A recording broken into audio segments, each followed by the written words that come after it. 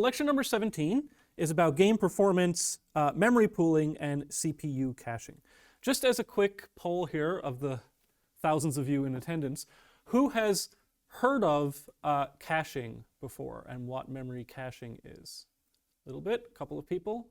Okay, have you ever been concerned about it in your programming? No? And what about memory pooling? Have you heard of that before? Okay, so a couple people. So this is good. It's good in the sense that you get to at least be exposed to it before you graduate. It's bad in the sense that it took this long to be talked about. Okay, so there's many factors that determine the overall performance of our game. And when I say game here, I mean software in general. It's just that this particular set of optimizations we'll be looking at in our code today, it particularly impacts software in which these entities are being created and destroyed very rapidly. That is where you'll see the most speed up from what we're about to talk about. But everything here applies to software in general, not just games. It's just the particular aspects of games make it particularly good for optimizing games. And also, as I joked about before, like, we typically notice performance in games more than we notice other pieces of software, because that sort of like lag or whatever that you encounter in a game really impacts the performance of the game, whereas, you know, if there's a second of lag in an Excel spreadsheet, who cares, right? Okay, so with ECS, what we can do, one of the powers of ECS, is that we can profile our systems independently and determine which are bottlenecking our program's speed. So typical bottlenecks in our games are things like the physics system, the AI, rendering, raycasting. They'll typically be these, what I mean by bottlenecks, it's literally like, you know, you're trying to cram things through a bottleneck, right? It's the thing that impacts your performance in your game the most. And so what we can do is we can use these things called profilers, and I'll actually have a lecture in a few lectures a couple of weeks from now about writing our own profiler and how we can use this to actually profile our game. So Visual Studio has tools built in to do this. So if you go into the debug menu and then you hit profile, it will run your game and then come back with all these statistics like, oh, this function took 36.2% of the running time of your program.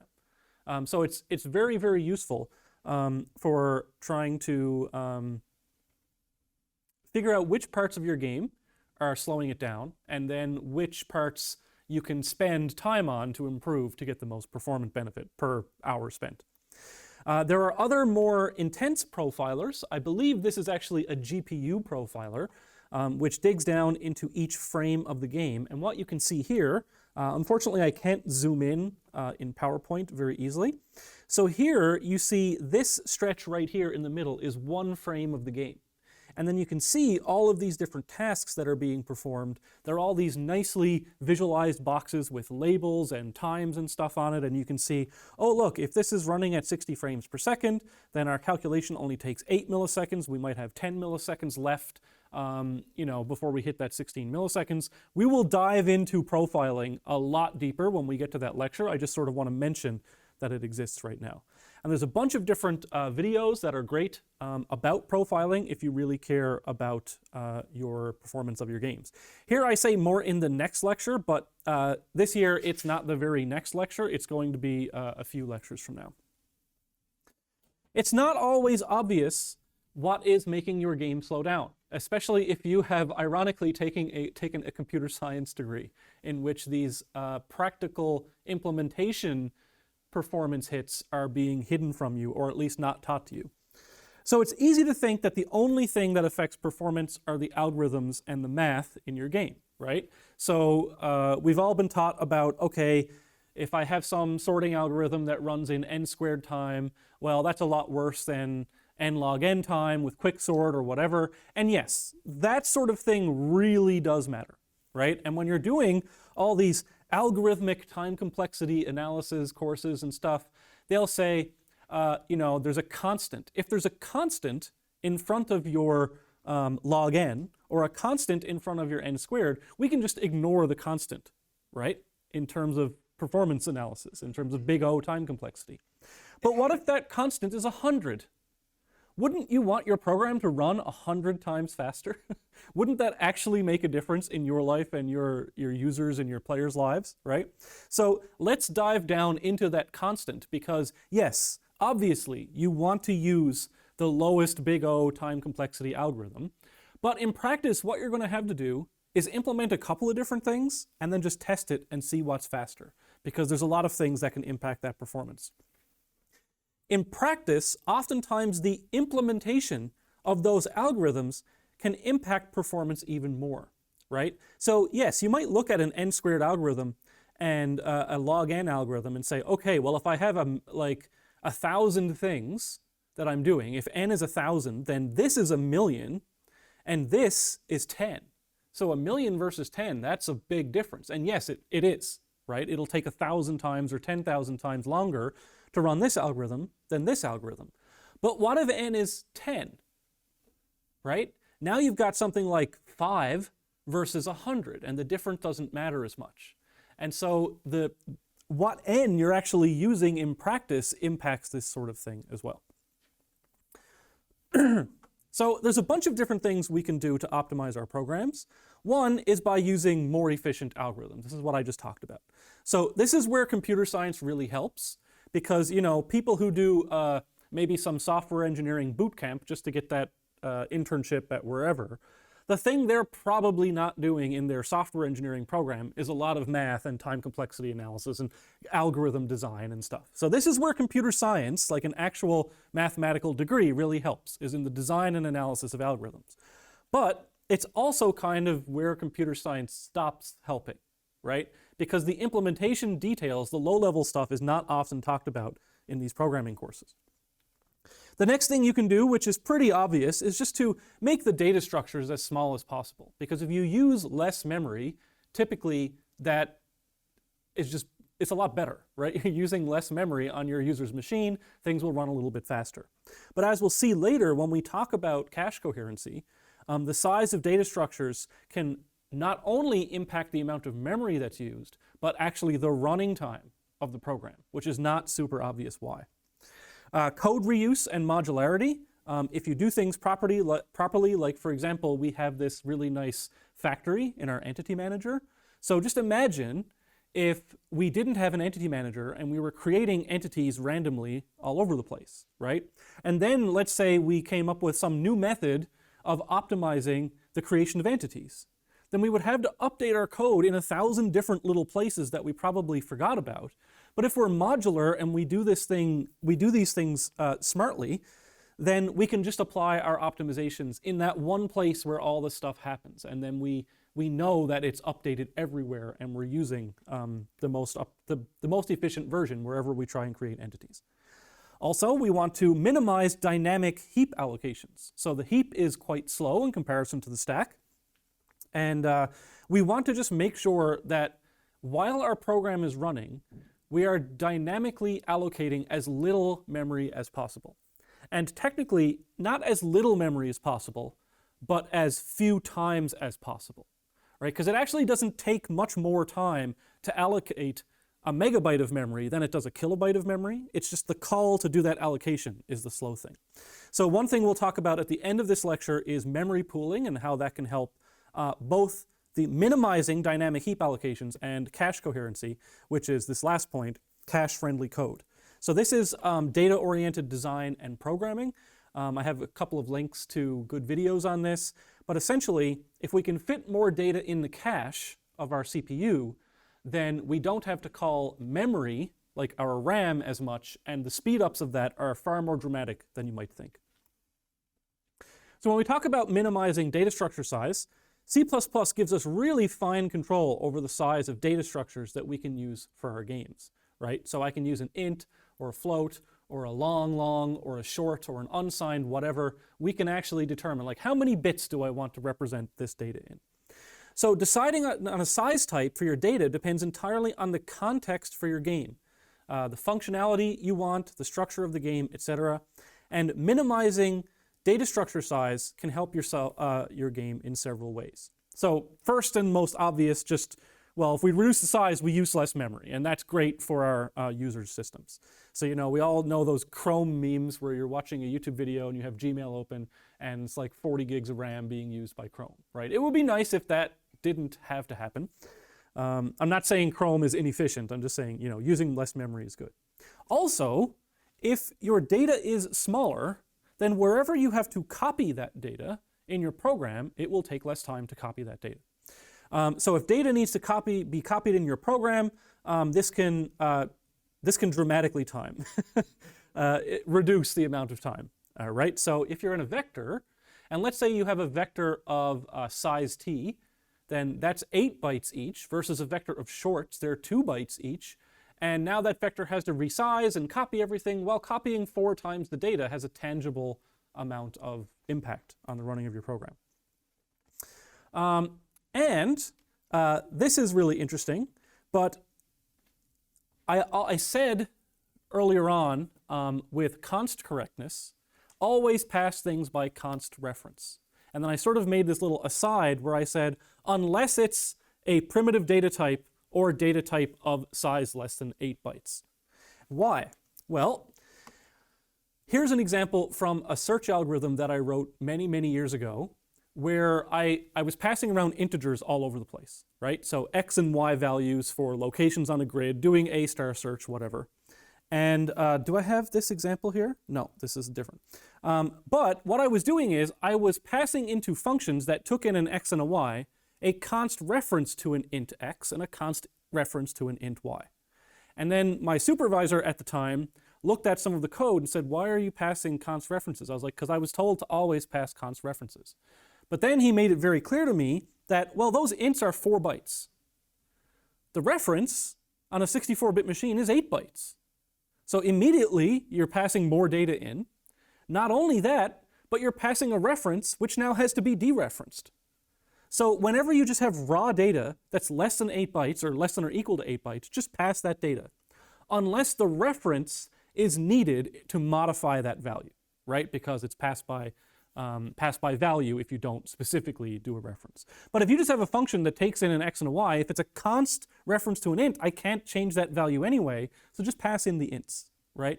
And doing that in my like A* search algorithm or whatever it was, I can't remember, it's actually a depth-first branch and bound algorithm, just changing in that one class the const int references to just be ints, I had an 11% speed up in the running of my program. Now that doesn't mean that whenever you do that, you're going to get 11% speed up. It's just that function was called so often that that had a tangible impact on the running time. But here's an example. Let's say we have this data grid, this game world, size 64 by 64. Maybe we don't need a full int to store the x's and the y's of the grid location, right? Because, well, okay, there's only 64 here, so why do I need a data structure that can store 4 billion different values, right? So maybe I can use an unsigned char. Unsigned char has 256 different values, so that would be fine for this grid.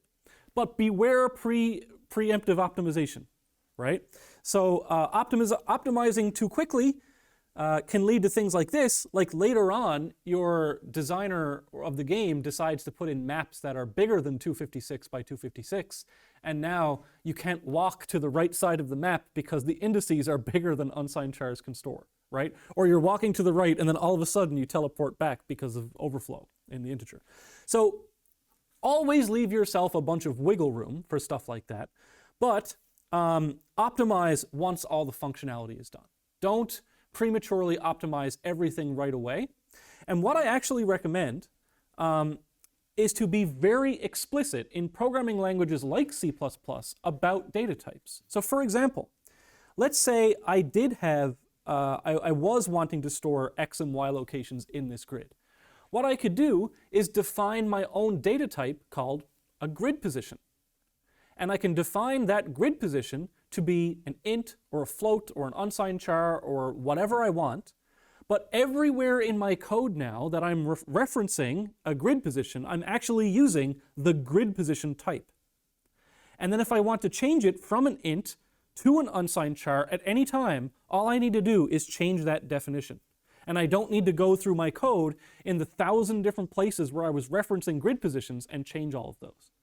So I do recommend, if you are using, even though it's pretty natural to say, okay, a grid position is going to be an int, a health is going to be a float, whatever, or damage is going to be a double, still make a damage type, make a health type, and then you can change them whenever you want. And that's like a very good way to do this. We're not actually doing that in the class, we're just using ints, so maybe next time I'll change those to drive that home a bit. Code reuse and modularity, we've talked about this before. Put any code that's going to be reused into its own function, right? That's pretty obvious at this point. And then you can optimize that function in one place, and you know that those optimizations are going to be used everywhere that that function is called. And I just talked about how in the entity manager, we've done this already. We've made sure that all of those optimizations are being used everywhere. So all those optimizations, not only are they good because they are being used everywhere, but the person at the company who's just using the entity manager, not implementing it, doesn't need to know any of the details of how entity storage, death, deletion, all of those things works. They can just know that add entity works and it's pretty fast. And that's all they need to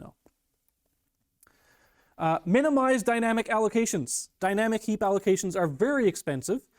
Typically, under the hood, this calls malloc, which is the memory allocation function, which is operating system dependent.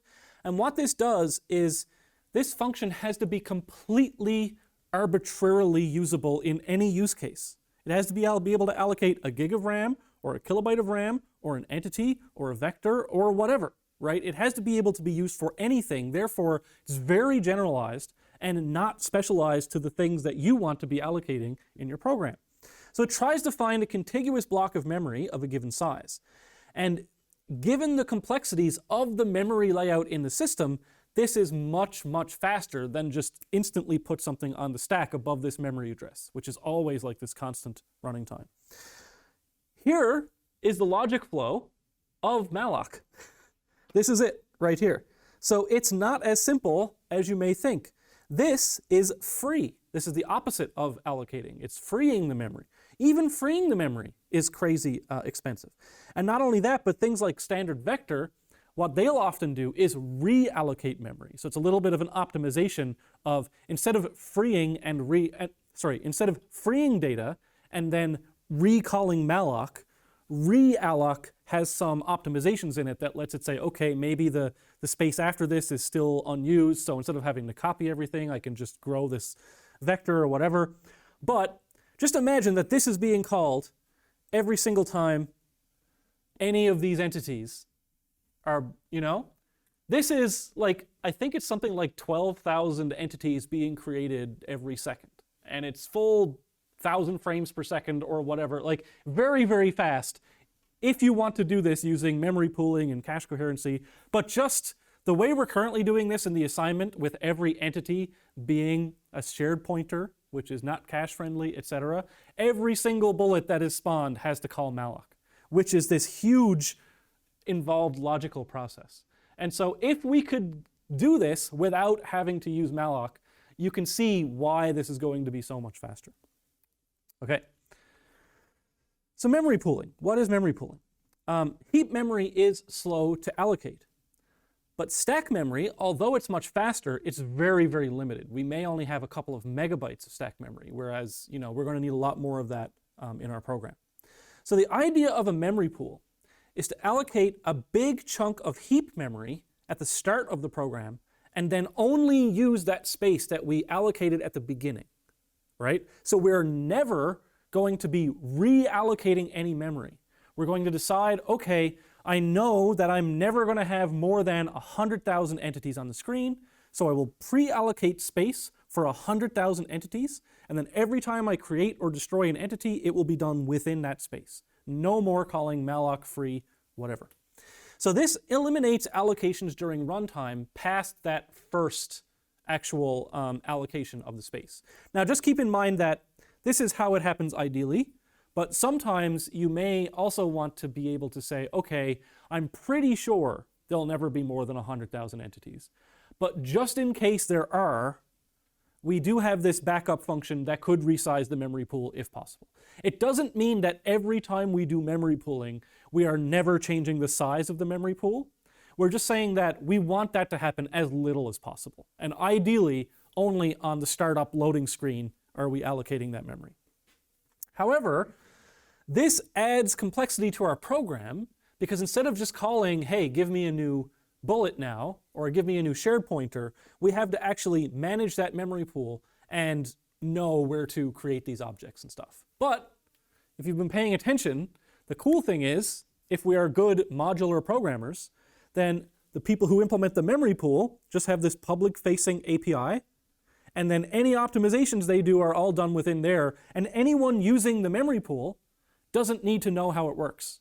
And the really cool thing is that you can implement the memory pool on the back end, and the only thing you would have to change is the entity manager. So in the entity manager would just have to say, okay, instead of calling make shared, use the memory pool. But everyone programming the rest of the game, making entities via the entity manager, doesn't even know that you made a memory pool. All they know is the game's running 50% faster now for some reason, right? You're a genius, right? Now, not guaranteed, performance not guaranteed, but yeah, if you do it in a correct modular way, the people programming the game itself don't even know that you did it. But before we get into why the memory pool is important, I want to talk about cache memory in a bit more detail because I want to give you that context first. So writing cache-friendly code is one of the most important speed optimizations in practice. And one of my favorite quotes in computer science, and I wish I just put this on the slide with correct attribution, is that the two hardest things in computer science and programming are cache coherency and naming variables. Right? So I really like that quote because it is quite true, I think. I spend more time naming the variable than writing the function that the variable uses. So when data is fetched from RAM, intuitively, you might think, okay, I just got this value, I just called a variable, and I magically get it from RAM. So that's the only thing that my CPU just fetched, is that one value from RAM. But that's not true. What actually happens behind the scenes is that some surrounding values of that value are also fetched and put into a cache, right? So a cache being a data structure that allows us to, if something is in the cache, it will be much faster when you go to get it again, right, than if you haven't gotten it very recently. And so the fastest type of cache, and I have diagrams for this, let's just say that the fastest L1 cache, we're just using the example that an L1 cache might be 64 bytes. There's different levels of cache that have different speeds and different sizes. That's related to the cost of the physical materials. But let's just say it's about 64 bytes. So what happens is cache memory is typically faster. It is physically closer to the CPU. And you might say, well, I mean, why does that matter?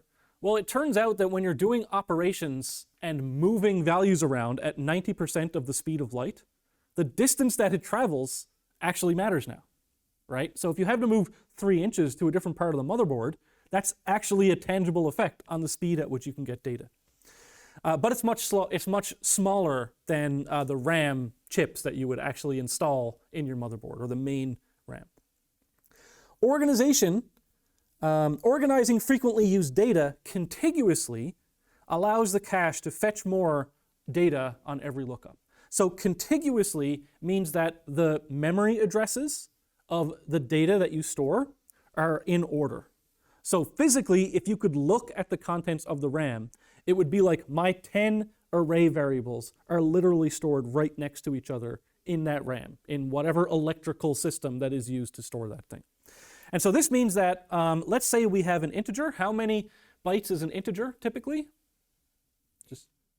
Well, a 64-bit int, I guess, would be 8. 32-bit int would be 4. So I'm just going to use int as 4 bytes. But if we had 64 bytes, then whenever we look up an integer in our array, how many integers are being put into the cache? Oh, sorry. 64. 64 bytes. Oh. Divided by 4? At 16. Yeah. So whenever we look up a 32-bit int, we're actually getting 16 of those in the cache. Okay? Why does that matter? Well, we'll see. So whenever we look up a variable, and I'm saying look up, the hardware does all this for you. You're just calling the variable name.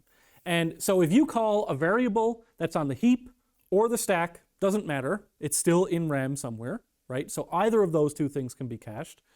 And whether it's just a variable, or it's a pointer to a variable, or it's a reference, or it's in an array or a vector or whatever, all of this still applies, right? So however you are referencing that data, if it is in the cache when you go to reference it, that's called a cache hit. And if it's not in the cache, that's called a cache miss. So what we want to do is recognize that cache misses are very expensive and cache hits are not expensive. And we want to minimize the amount of cache misses. And so what we do is we're trying to get the data that we use frequently together as close together as possible in memory, right? So I'll talk about this a bit more later, but cache coherency in one program, if you organize your data perfectly for this program, it may be completely wrong for another program, because cache performance is all about data access patterns, right? So it's about, okay, I'm only using the X positions of the entity in this particular frame. Or maybe I want to use all of the components of an entity in a particular frame. So whether or not I want all the X values to be contiguous or all the components and all their different values to be contiguous depends on how we access the data. Because the cache coherence, it doesn't really matter how the data is stored, it's the frequency and patterns in which we access that data that actually matters. So here's what happens. When you access data in your code, the following sequence occurs. First, they're going to look up to see if it's in the L1 cache, then the L2 cache, then the L3 cache, and if it's not in the cache at all, it's finally looked up in your dynamic RAM, right? So your DRAM. That's your actual, like, I have 64 gigs of RAM in my computer. That's the type of RAM that we're talking about there, the DRAM. So a very simplistic view of how this works is that we have a CPU. Inside the CPU, inside the chip itself, you'll have different cores. Those cores will have each their own L1 and L2 RAM.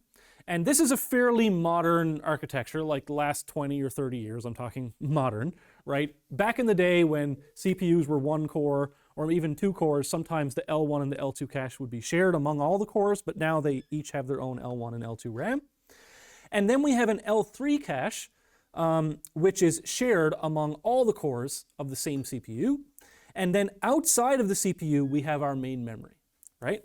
So here's a little bit of a better diagram which starts to show a little bit of that architecture and how things are actually laid out in the chip itself to be geometrically closer to each other, because that distance actually matters. So we'll have different CPU cores with their own L1 and L2 cache, and then you have this L3 cache in the middle.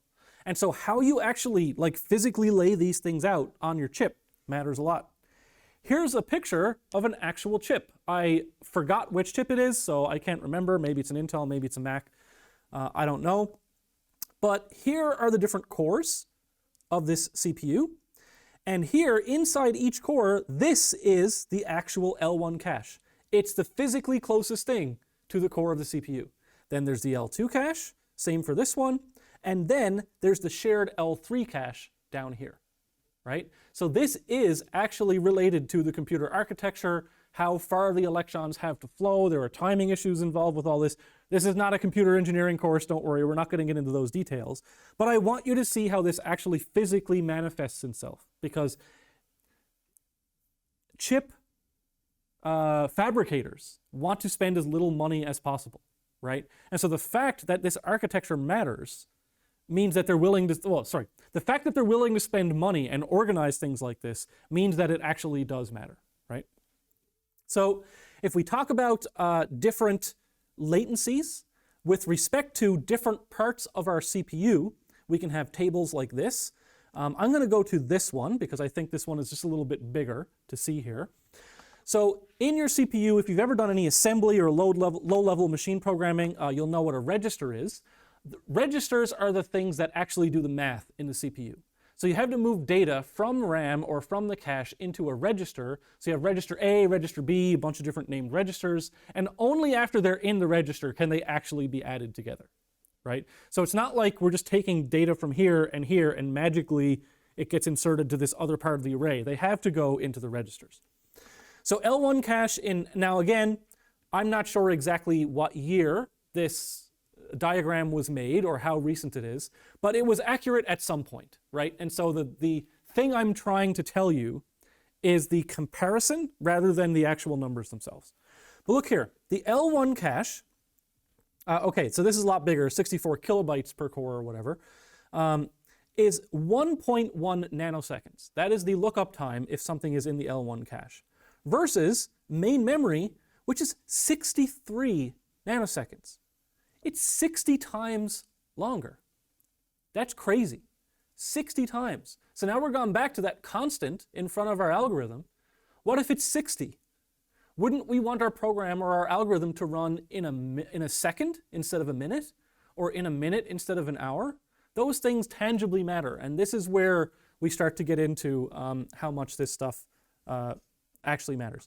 Here you might say 62 to 0.1. Just notice this is millisecond and this is nanosecond, right? So there's 1,000 times difference here. So this is why when we're doing things like machine learning, we want to like load all of that data into RAM and then start processing it, rather than, you know, polling for every megabyte from our disk, which may be a spinning disk on some AWS thing, which would be very, very slow.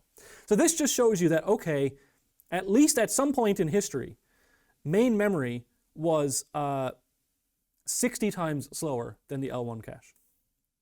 Now, there are different types of memory.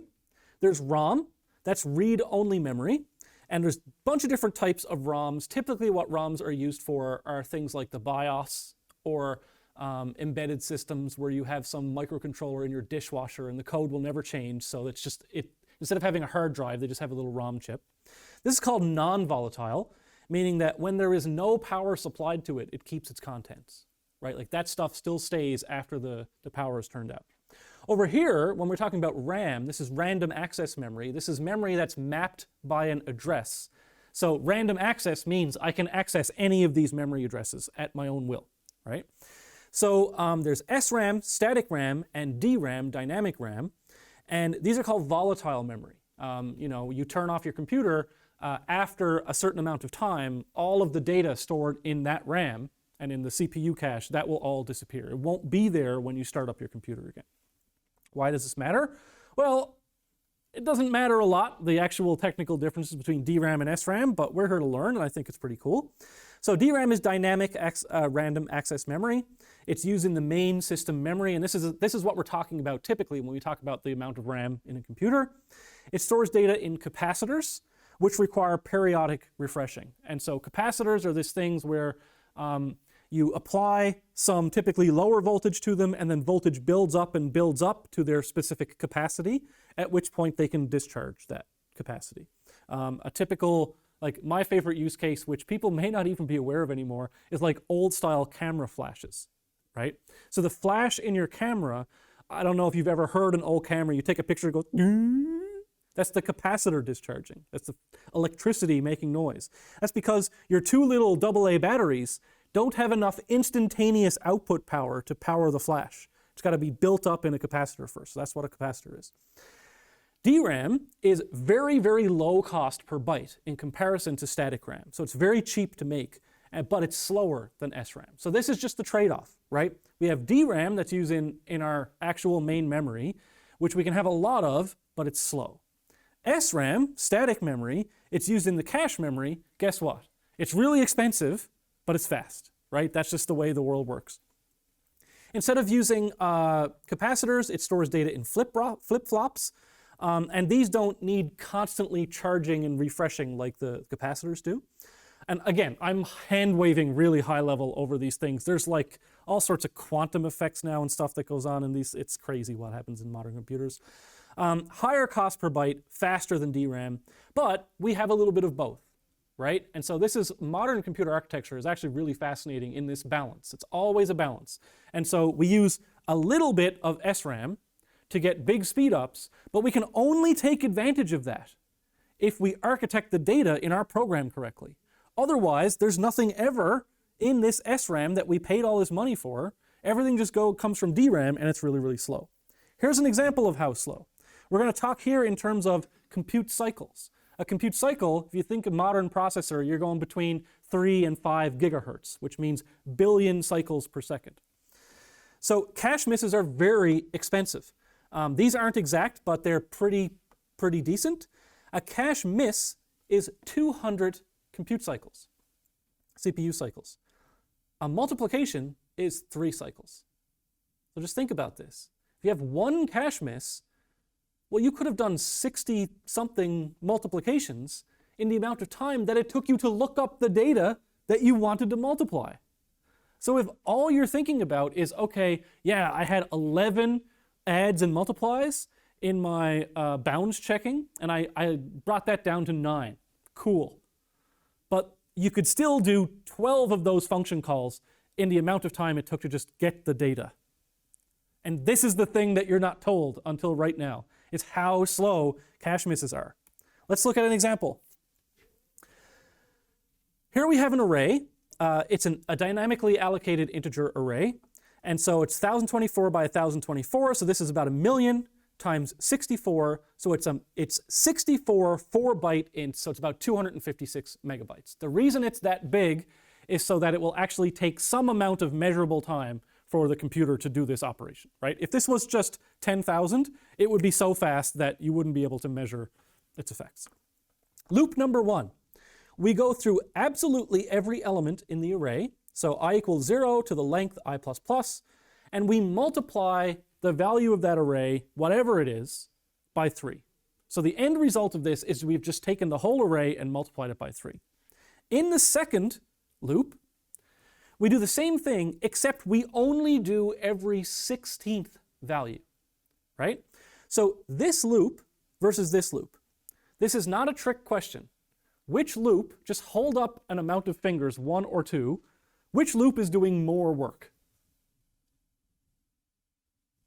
I see a 2. Why do you think it's doing more work? Because it's missing the cache almost every single time. Yes, but more work in terms of the amount of multiplies. I'm not talking about time, like more actual work. Yeah. So it's obvious that 1 is doing about 16 times the amount of work in terms of the amount of mathematical operations that need to be performed. I should have been more specific with that. But here's what you were getting to. Loop 2 does 6% the amount of actual work, but it takes the same amount of time. Why? Well, look at this. Here, whenever we get, now this example is completely cherry-picked to be the worst possible example. But if we have a 64-byte L1 cache, then we will only have a cache miss once every 16 array operations, right? Because we're getting 16 things in the cache every single time. That value just happens to align with this one, and this one, every single time we're looping is what you said, this is a cache miss. And the thing that's 65 times more expensive than this operation is that cache miss. So it completely dominates the running time of this program. And who would have thought that they both take the same amount of time, approximately? So let's look at this diagram. So this here, just keep in mind that the bottom here, this is a logarithmic scale. So the results are not quite as dramatic as this looks. But up until we get to the point where it is cache missing every single time, any value of k, meaning I plus equals k, up until that value will take the same amount of time because it's the cache misses that are dominating the running time of this program. So I just have this slide here. Memory access dominates the running time. Cache will grab 16 of those integers, so loop 1 has 1 normal lookup and 15 cached lookups, which are almost free. And loop 2 has 1 normal lookup, but 1/16 of them. So it's similar memory access time, which dominates the running time of this. And it turns out that even though we haven't parallelized this, which we could have, and it changes the game completely, but each of these operations can be done independently, meaning that I could technically be multiplying array I and I plus 1 at the same time, because I plus 1's output is not dependent on the value of I, right? So what your computer actually does in computer architecture class, I hope they talked about pipelining a little bit. Okay, so it's able to do a lot of these things in parallel without actually specifying that they're in parallel. Okay, so that's why it's as dramatic as it is. More examples here of cache stuff if you're really a fan of being a better programmer. Okay, and the thing is, how much of the world just runs on JavaScript now that you can't even do any of this in, right? It just makes me real sad that almost every computation that's done in our modern lives could be like orders of magnitude faster, but it's just not because it's fast enough. And you might say, Dave, what's the difference between the program launching in 100 milliseconds or 1 millisecond? Like pride, that's what, right? Sure, you can blink and miss it, but you should still, but anyway, your job isn't to sell at a company. It's not to sell fast code. It's to sell fast enough code that people still buy it. So I get it, right? You wouldn't spend all this amount of time and effort writing something in C so you can low-level optimize literally everything when you could just install npm package that does it for you. I get it, but still, have a little pride. Okay, so cache-friendly data structures. In order to avoid cache misses, we want to store data contiguously in memory so that the cache can actually grab all the things that we want. Arrays and vectors do this, but certain data structures like lists, sets, maps, and dictionaries don't necessarily do this. So linked lists, the naive approach to creating a linked list is just to every new node we put on the linked list goes on the heap, right? Completely terrible in terms of cache efficiency. And it's very slow. And so your data structures course will have you believe, okay, just use a linked list. It's going to have the same running time as an array until you actually time the running of your program, and it's 50 times slower right now. Okay, I'm exaggerating. But in many years of programming, I have never, maybe once ever, had to use a linked list. And it was because I needed the property of the linked list of insertion times being really quick.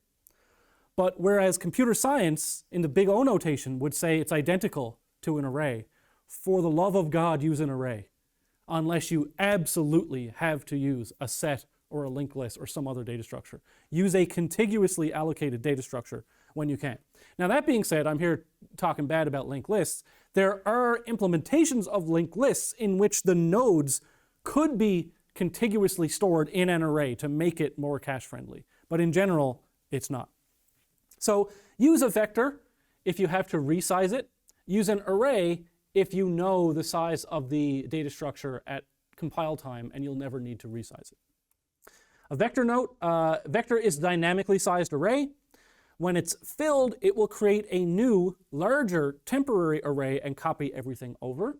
So in C++ and other programming languages, but not in some programming languages. So for example, let's say we're going to store 100 things in a vector. So whatever its initial capacity is, let's say the compiler just sets it to 5, right?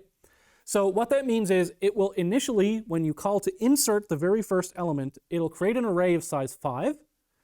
And when you put the 5th thing in, and then you go to put the 6th thing in, it might say something like, okay, I need more space, so create another array of double the size that we just had, so it'll be of size 10, copy those 5 things in, and then put the 6th thing in.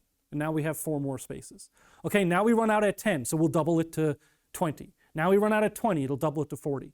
So by the time we've put in the 100th thing into our vector, we've resized it, I don't know, 6 or 7 times maybe, and I'm just making up these numbers, but some amount of times has probably happened. So what you can do is if you know that you're probably going to have thousands of things eventually be in this array, you can call reserve. At least that's the key word in C++. So you create an array, or you create a vector, which initially is blank. You call reserve 10,000. That means you can store 10,000 things in it without it ever having to do this resize and copy. So it is always a good idea, if you have some data on the average amount of things that will be in this vector, double it and reserve that so that you'll minimize the amount of dynamic memory allocations. Now, talking about vector data storage, well, how do I actually want to store the data? I could have a vector of the data itself. So this would be the example of a vector of entity rather than a vector of shared pointer to entity. So what would happen? So this means we're storing the raw data in the vector, making it contiguous, which is a good thing. Contiguous is good, but raw data is larger and it's more expensive to copy, right? So what if 5 or 6 different entities died? Now I have to shift all that vector to the left.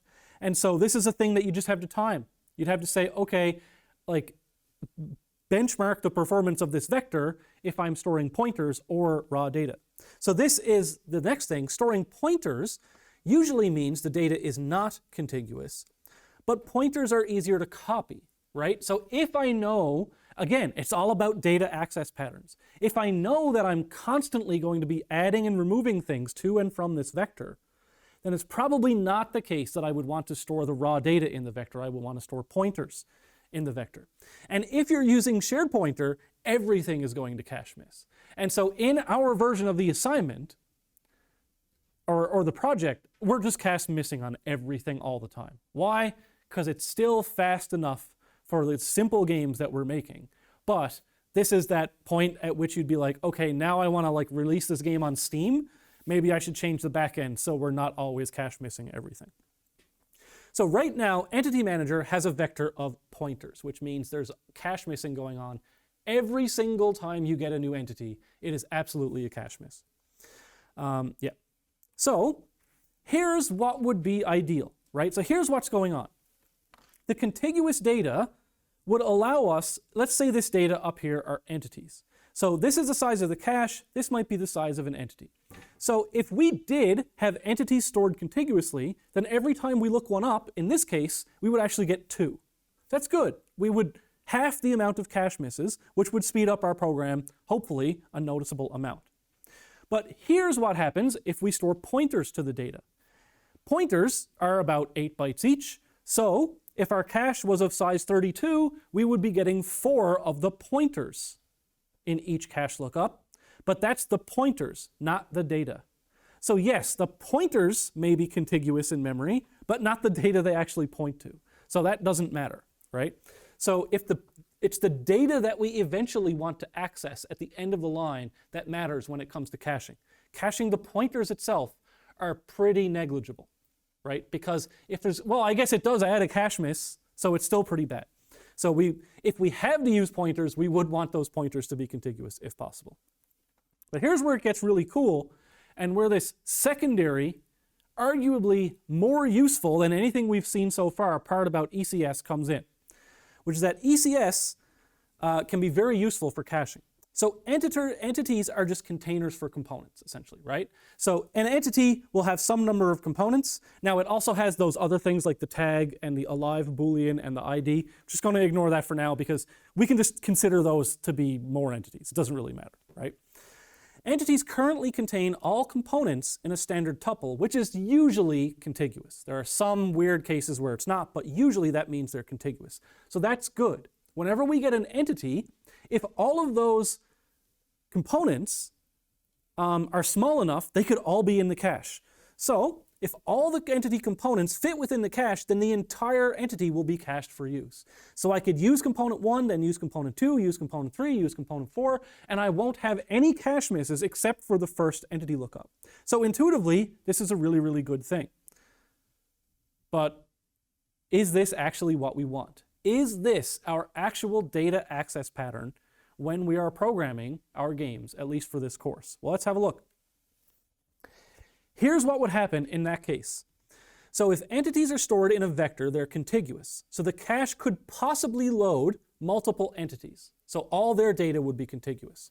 Currently, we're storing a shared pointer of entity, but so we don't actually have any contiguous things in ours. But let's just pretend that we're doing it this way, right? So entities are stored contiguously. So in the cache, I might have entity 1's component 1, its component 2, component 3, component 4, so I have that whole entity in the cache. Then, the next time I look up the next entity, I can store that whole thing in the cache. But components of the same type are not contiguous. Why does this matter? Okay. Storing entities contiguously makes sense. It's what we want, contiguous data. I've been driving that home. I'm getting, there's this term called semantic satiation, where you say a word so many times that your brain loses all meaning for it. And contiguous, like, it's just a sound now. It doesn't actually have meaning to me. But it makes sense because the cache can fetch possibly multiple components from a given entity in one lookup. However, it's all about the access. It's how we access data. How we want to access the data inside our entities determines how we should actually store it. So let's look at examples of systems that we're actually writing. Go analyze your own code. Here are some systems. Let me color code this based on the components that we're using.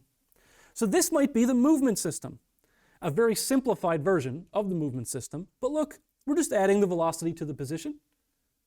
It's only using the transform component. I don't need my cache to be filled up with all the 12 other components from this entity, right? I'm not using any of the other data. So down here, this is a grossly oversimplified rendering system, but I'm really just looking at the sprite or the animation component. Down here in collisions, maybe I'm looking at the bounding box and the transform. But what you can see is the way we have split up these systems such that they only intuitively access certain components of entities means that we can do better than just storing the entities contiguously. So ECS systems usually only access one or two different types of components for each entity that they operate on. So given that access pattern, which may be specific to game programming, we would want the cache to store similar components rather than entire entities. Components are typically small, much, much smaller than entities. So that means if we could get components to live contiguously, we could get many more of them in the cache than we could entities. And so we could fit many more of them. So here's the diagram that I just showed where the cache is going to store all the components of a given entity. But what we might actually want is this, where the cache gets a particular component of the first entity and the second one and the third one and the fourth one. So we may want to saturate the cache with individual components because that's how we're actually accessing the data to do the operations in our program. So ideally, this is what we want to have. ECS systems operate on similar components. If those components are contiguous, then we get more cache hits. But this is impossible to achieve if our entities are storing the data. Why? Because the entity stores all of its components. So the component 1 of entity 1 couldn't possibly be contiguous with component 1 of entity 2. We cannot do that. So what we do is this thing called a memory pool. So a memory pool, again, it's a pre-allocated chunk of memory that'll be used for storage of data of a given type. So for example, we could have a memory pool of entities. By pre-allocating space, we don't need to use dynamic memory allocation. So that's a good thing, right? That's one of the good things about a memory pool. But the second thing will be this, where we can now store components contiguously rather than entities contiguously. But how do we get there? Oh, what did I say here? Oh yeah, so we may need to know a maximum size of the memory pool beforehand, but that's fine. We can typically come up with a guess for that. I'm going to show you visually this memory pool. Up here, the memory pool is going to be a vector of entities, okay? So entity, the whole entity is stored contiguously in this example. So all the data from this entity goes down. Here we're putting a new entity in, and now we've got essentially what we're going to do is, let's say instead of being 8, this is 1,000,000. So we're going to pre-allocate a standard vector or some other data structure, maybe an array of entities. And it just lives there. They are already allocated. It might take 5 seconds to allocate that at the start of your program. But now what's going to happen is, whenever, from the dynamic memory allocation point of view, is that I can do all of my allocating and, sorry, not allocating, but all of my entity creation and deletion within this memory pool. I never have to call malloc or any of those system functions ever again. So this memory pool can eliminate all dynamic runtime allocations by being big enough to fit all the entities. And so we're trading the cost of upfront memory for runtime speed. There's always trade-offs, right? So whereas before, memory would grow as our program ran and more entities were created, now all that memory is going to be just allocated upfront. So it's kind of cool in a way because you can, like, you know, no matter what happens in your game, it's always going to be using a gig of RAM or 200 megs or whatever, right? You can know how much RAM your game is going to be using, which would be pretty cool. When the new entity is created, we need to find an empty spot for it in that table, in the memory pool. This is much, much faster than malloc in practice because we know the structure of this exactly, because we're storing an exact amount of data in a very exact way. So scan left to right for an available space. When an entity dies, mark its space is available. And this can also save time by not having to delete dead entities. And I actually have a step-by-step example of what I mean by this in a second, so we'll get to that. But before I get to that example, let's flip it. Instead of having a vector of entities with entities storing the components, let's have a vector of each component type. So entities no longer store components. Components are going to be stored in a vector. So we will literally have a vector of component 1, a vector of component 2, a vector of component 3. So instead of columns being contiguous, so here it was this stuff that was contiguous. Now we're going to have this stuff which is contiguous. Yeah, question? So when the memory pool takes space, or like allocates space, it takes that space from the heap, right? Yep. But in one of the previous slides, I think it said that heap memory cannot be cached. No, so what I was saying is if every individual entity is created on the heap, then every individual call to malloc can potentially give you an address over here, an address over here, an address over here. So individually malloc allocated things will probably not be contiguous. But instead what we're doing here is we're saying, give me a gigabyte of space on the heap. We know it's contiguous. And so that's what's happening here, right? So it's one big call rather than many individual calls which could be non-contiguous. But you'll see in a second. So now each row is a vector, right? So this row is a vector of component 1s. Each row is a vector of component 2s. Each row is a vector of component 3s. So this is actually a little bit different because now we're not saying create a vector of 1,000,000 entities. We're saying create a vector of 1,000,000 component 1s. Create another vector of 1,000,000 component 2s. Create another vector of 1,000,000 component 3s. We know that because that is a contiguous vector of each one, then all the things in there will be contiguous. And now, if an entity doesn't store its data, what is an entity? What data does it store? The entity now is literally just an index into this table. It's just an integer. That's it. So now we can copy and move around entities all we want because an entity is just an int. It's the easiest data to play around with. Entity as an index. So the entity class will no longer store its components as member data. It will only hold an integer index into that table. And I have code that'll show you what I mean by this. Entity functions will now access our memory pool and look up the data at the associated index. So how do we implement this? Okay. So here is what our memory pool will look like. I should have said memory pool up here. Oh, sorry. In the entity manager, here's now how we will use it.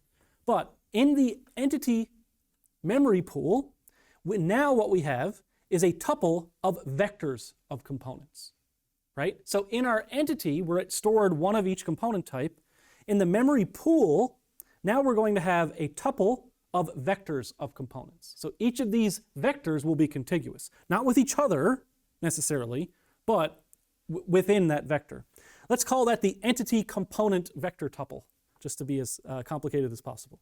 So if we ever want to get the component data of a given type of a given entity, we can standard get standard vector t of that data and then access it by its entity ID. So now, instead of having like a transform component and a bounding box component, we have a vector of transform components and a vector of bounding box components. And we look up, instead of saying give me within the entity its transform, we use the entity as an index to say give me the vector of all the components and look up this index. So it sort of flips it, right? Instead of a vector of components, it's individual vectors of each component. So the entity memory pool would look something like this. And this is like, I implemented it on my own, and this is I'm just copying it straight here. So we have the number of entities that are currently alive, the actual storage pool that we just talked about, but that's only for the components. We still have the other data that entities store, so I'm going to create vectors for each of those. So I have the tags, those are the strings, and then I have whether or not they're active, right? Because entities used to store that. We need to be able to store that as well. And then, in order to get access, because now you can, this is a design decision. In this case, what I've done is I've made the memory pool a singleton, so I'm assuring that I will only ever have one memory pool active at a time. But you might have a case where you might want you to be able to copy the memory pool or whatever. But in this case, I've made it a singleton. And at the starting time of my program, the very first time that I call instance on memory pool, which will probably be inside the entity manager when I go to add my first entity, that at that moment, that is when this memory pool gets allocated. Now, whenever I want to get a component of a given entity ID from the memory pool, I can just use this line of code. If I want to get the tag, I can just use this line of code. So it's extremely similar to the code we're using now. It's just that we are using vectors to store things rather than just inside the entity. Then the cool thing is, this is what the entity class becomes. The entity doesn't store anything except the ID now. That's it, just the integer ID. So the get component inside the entity class, that now calls the memory pool get component. And so the entity is just the index into the memory pool. But the really cool thing about this is that none of the outside code that uses entity changes, right? You're still just calling get component. You're still just calling whether or not it has component, destroy, all these functions, they're all the same. It's just that inside the entity class now, we are referencing the memory pool instead of where we used to be referencing its member variables. And the only other thing we would have to change is inside the entity manager class. Whereas before, we said, hey, make shared a new entity for me. Now what's happening is we are calling the entity memory pool to add a new entity. So instead of calling this really complex malloc behind the scenes, we're just saying, okay, where in the memory pool can I create a new entity? And we'll show how that works in a second. And then inside the entity memory pool, when we want to add an entity, essentially the only thing that is what is complicated at all about this is this function, is finding the index in the memory pool where we can store a new entity, right? So that is our version of malloc, is give me the index of where I could store a new one. And so then, since an entity is just an index, we can just create new entities like this. It's incredibly simple. But I will show a visual example of this in a sec. So when we create the memory pool, we have many copies of a blank default constructed component of each type. So we've already created 1 million of each component type, if our size is 1 million or 10,000 or whatever. So each component has a Boolean associated with whether a given entity actually contains that component.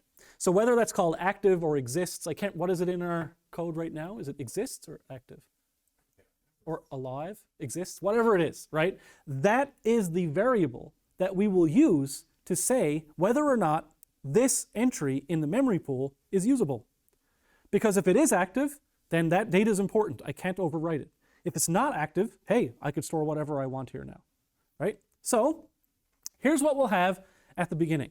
Let's say, for ease of use, that each of our components stores an integer and the Boolean, which is whether or not every component actually exists within the entity. Because everything exists, right? All this data is allocated. It's there. It exists.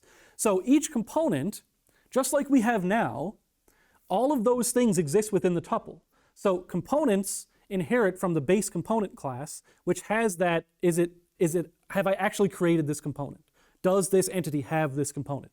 That's what this false is currently, right? So until I explicitly add a component, this will maintain false.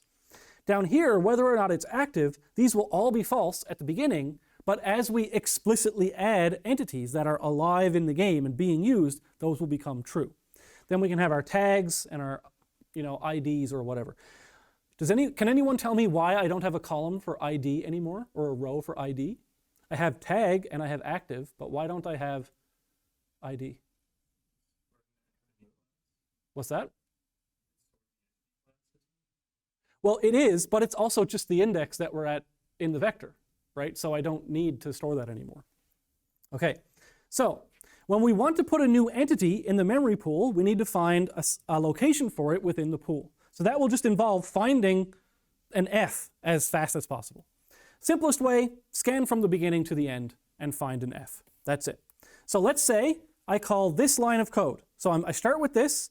Now I call entity P equals entity manager.add entity P. Notice again how this has changed. We're no longer dealing with shared pointers to entities. Why? Because entities are just integers, which is crazy. It's cool. So I'm going to add, I'm going to call my entity manager.add entity and give it the tag of P. So what has changed now in the memory pool is we went from left to right, finding the first one that had an F, which just so happened to be index 0. We changed the tag to P. We changed active to T. None of this stuff has changed. Why? Because we haven't added any components to it yet. Now let's say we add a C1 component, but it doesn't have any data yet, right? So here, this has changed to T, meaning that this entity actually now contains a C1 component. See how that works? So we just changed the F to a T. Now we know that that component actually exists. It has been added to that entity. Oh, okay, my font changed. Now what I do is let's change that value to 7. Now that 7 just changes here, right? Okay, let's add another one. Let's add Q. So I started from the left. I couldn't put anything in the first index because that was being used, but the second one was free. I added that one is called Q, so I put Q as the tag here, changed active to true. Now I add C2 to this one. So its C2 is true. So now if I called Q.hasComponent C2, it would return true. I actually have a C2 here. And now I'm going to change its value to 3. So here's what I have at this state. And I have all this room for activities, right? If I can quote a funny movie. But you can see the downside now is that I have had to create all that space beforehand, whereas before I didn't. So maybe you could have something that starts out at 1,000 entities, and when this fills up, it moves to, during a loading scene or whatever, it actually increases the size of the memory pool. But for now, we're just taking the simple case of I've pre-allocated all this space. Okay, but now let's say I want to remove the component C2 from Q. All I have to do is set this to F. That's it. I don't even need to reset this 3 to 0. Because anything that's going to try and use component 2 is going to ask, do you actually have component 2? Right? So now I don't even need to default construct these components anymore. In one case I do, but not in the case of, in the case of component removal, all I have to do is change a Boolean to false. It couldn't possibly be faster. Okay, now let's destroy P, this first one. What do I have to do? Just change that T to an F. That's it. There's no memory management involved at all. It doesn't matter if all these values are still set, because this is not going to be in the list of entities in the entity manager that we're looping over. It's just dead space. So it's cool. But now let's create a new entity R. At the point where we want to create an entity, this is when we do actually have to reset the values. okay? Because those values that were left over that we didn't care about when we just deleted it, if we want to reuse that space, we can't have leftover 3s and 7s or whatever inside this entity. So when we go to add that entity inside the entity manager, at that point, that is when you would have to give values to all the, you just basically have to default construct all of those things within the memory pool. So adding a new one is super easy, but you do have to create that memory. But that is by definition way less work than we had to do before. No matter how you do this, whenever you create a new entity, you're going to have to zero out all the components. It's just that, do we do that one by one on the heap, or do we just do it inside this entity manager, which is really fast?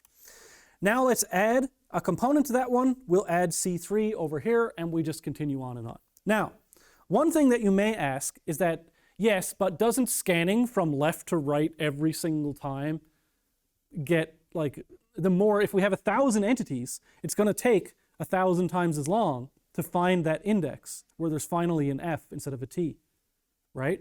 Even though we are inserting things back in reused areas, ideally what we would want is that whenever we call this getNextIndex function, it's going to take approximately the same amount of time later. There are many, many different algorithms and data structures that you can use to optimize this sort of thing. One of them is just to store the number of entities that are in the memory pool and start looking at that index, right? So for example, here, let's say instead of just 2, this was 1,000 things. And I currently have a variable set to 1,000, which is the current number of alive entities. Well, if I started looking for an F at position 1,000, I'd be very likely to find it, rather than having to look at all those T's before 1,000. Now, what happens is, over time, this memory pool can become a little fragmented, right? Because essentially, random entities are being created and destroyed all the time. So instead of having this nice contiguous data structure, I might have a few alive here, and then like nothing here for a while, then another one here. So it can become defragmented, right? Defragmentation is bad for cache coherency. So depending on how frequent, like how hardcore you want to get with this, maybe during a loading step of the game or whatever, you just defragment everything and move it all the way back over to the left. You know, I'm showing my age here by having to defragment a hard drive back in the day, but this is essentially what happened. Sectors on a hard drive that contained data, there was some here, some here, some here, some here, some here. And so when I went to make, even though I might have 10 gigs free on this ancient hard drive, I went to make a file that was a gig in size, and it didn't actually have a gig in a row that's free because it was too defragmented, right? So defragmentation can happen, or fragmentation can happen. Yes, fragmentation is when it becomes fragmented. Defragmenting it is when you create it. So that can happen, but in practice, if you are scanning from the left and you don't mind looking at a few indices, then you can, like, since it's always filling from the left, you're always looking for data that's free in among the fragmented parts. And so that's one way that it doesn't get too fragmented. There's other things you can do where it's like, keep track of the index of the last thing you removed, because then it's likely that that thing is free on the next time, right? So there's all sorts of things. But it's way faster than malloc, either way, way, way, way faster. And there's no dynamic memory allocations. It's only, how do I get the index of where to put a thing? And then, if we look back at our data access patterns, where we had the movement system, where we only use the red data, well, now all the red data is together.